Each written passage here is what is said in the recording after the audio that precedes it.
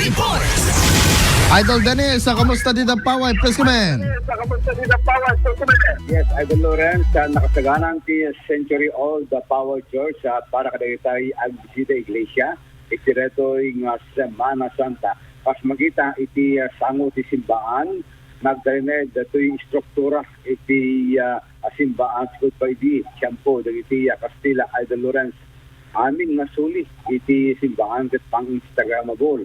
Iti view na sa gabuna nga patok kadagitay turista no gusto nga panawin iti Quaresma.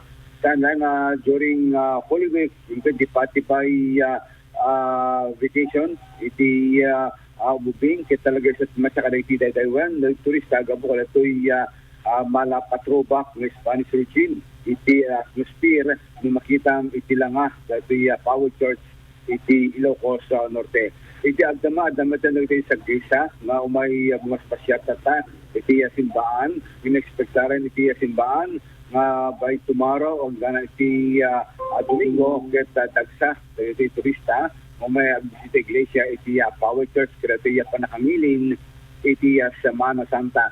Ngem among padi Idol Lawrence nga datoy alad iti Power Church iti nga nakaukit datoy kadaanan nga Stations of the Cross at ilalaw niya simbaan.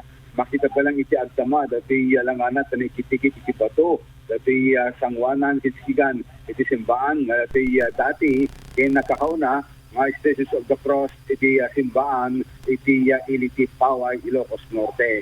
Maragsakan met, iti Paway, gapot Cebu Kidi, at kapang kadagitoy, kit nagtalinay, iti Paway, iti masyakada iti best destination, sa turista ng Runa, mapanawan iti Quaresma. Ito nag iti simbaan, Idol Lawrence, permi nga nakasilsilat, dati datar, iti simbaan, tanapagtalinad da, dati kinadalos na, kinasamiten ti original, ni struktura, tinalakamot ti simbaan, nga naipastik pa iti panawan, at dagiti Castella. So, iti bucket list, dagiti ang bisita iglesia, may sarito, iti iliti Paway, iti Paway Church na may sariti, pagpanakil, iti Intero of Pilipinas.